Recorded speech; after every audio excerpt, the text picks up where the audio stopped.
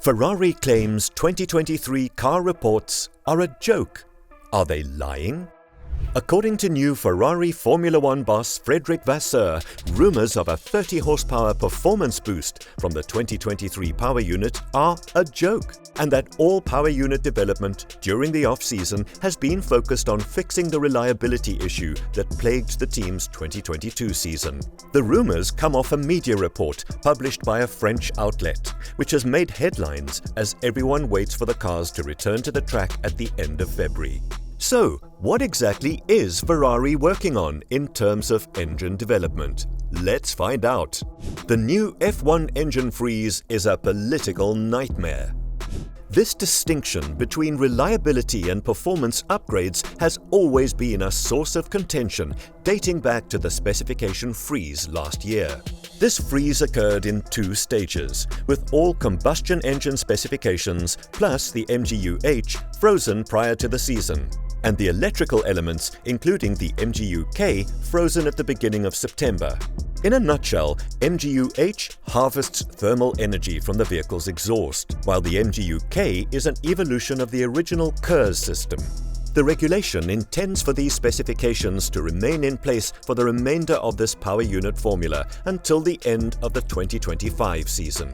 However, teams may make reliability changes as long as the FIA technical department is satisfied that the changes are made solely for the purposes of reliability, safety, and cost savings. The complication arises from the distinction between reliability and performance. Every team and power unit manufacturer is well aware of how politically sensitive that distinction is. As Renault engine chief Bruno Famin recently stated, "Behind the reliability issue, you often have a potential performance gain, of course. The limit is not always super clear. If you have a water pump issue, as we had in 2022, it's quite clear it's a pure reliability issue. There's nothing to gain in having a better or different water pump. But if you need to change the material of the piston rings, okay, you will be able to have something stronger to have more performance. So, where's the limit? It's not obvious." So where does the 30 horsepower number come from?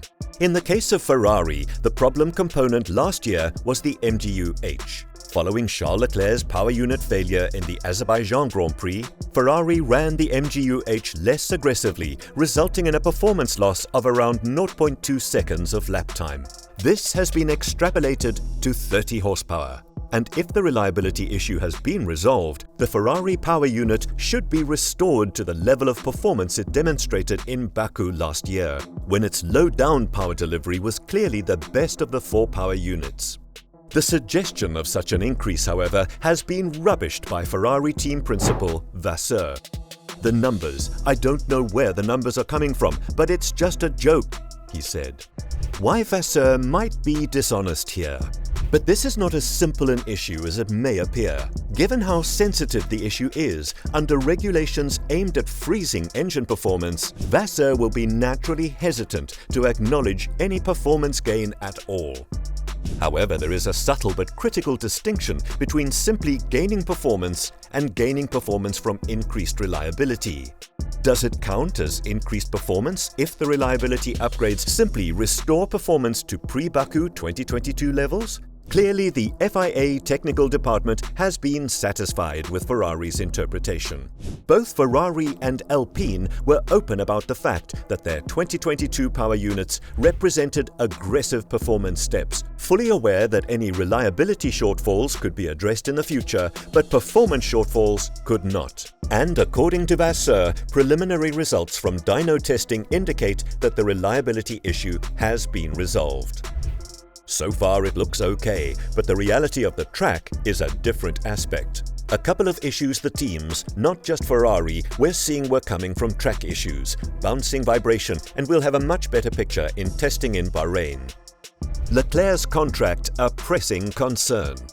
But Vasseur may be thinking about more than just engine problems, as the issue of their star driver Charles Leclerc's contract could become a big deal soon.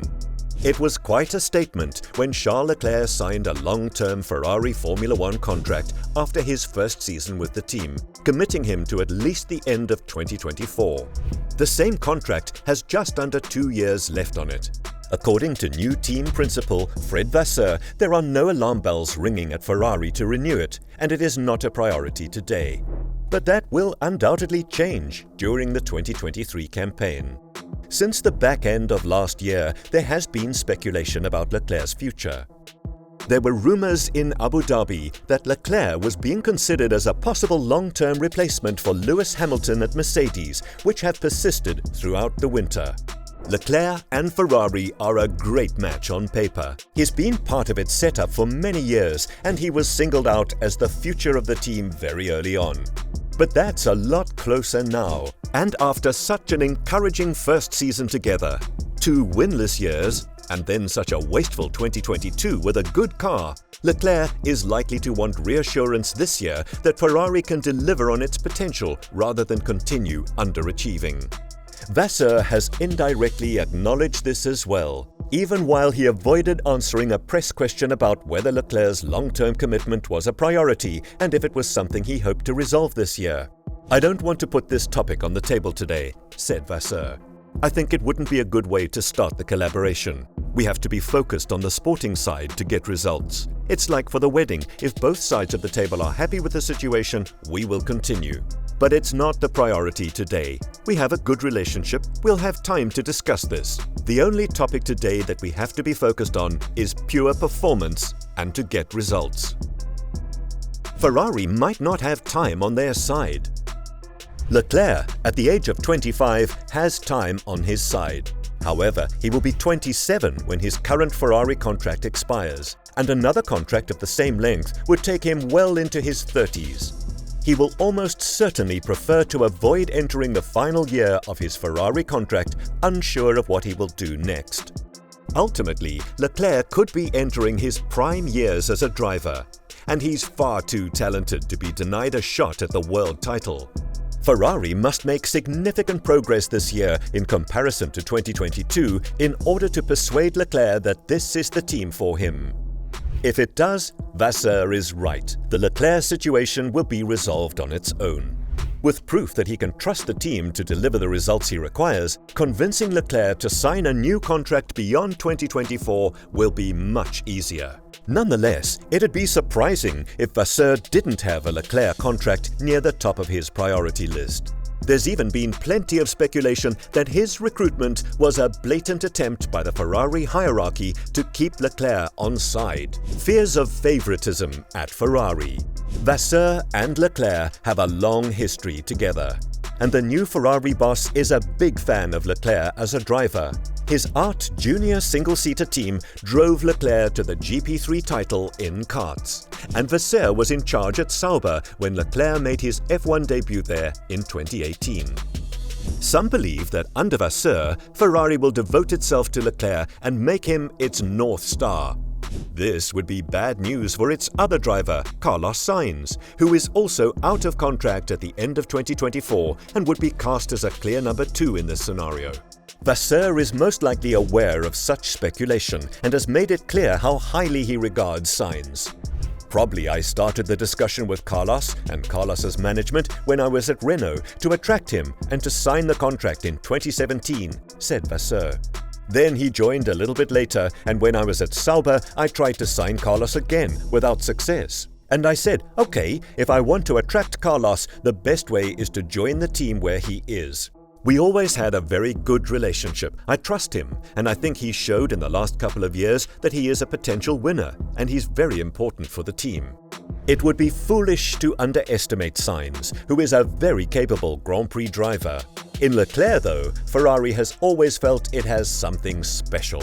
As understandable as having other priorities over a new contract for a driver who has 23 months left on their current contract, Ferrari will not want to wait too long to lock down its prize asset. And if the rumours of a 30 horsepower gain as a result of resolving their reliability issues are true, Vasseur might not want to be so quick to deny them come race time. What are your thoughts? Is Frederic Vasseur bluffing about Ferrari's performance gains this season? Will they be able to keep Charles Leclerc long term? Please let us know in the comments section below. If you enjoyed the video, please consider liking it and subscribing. Be sure to click the bell icon to be notified of future uploads. Thanks for watching.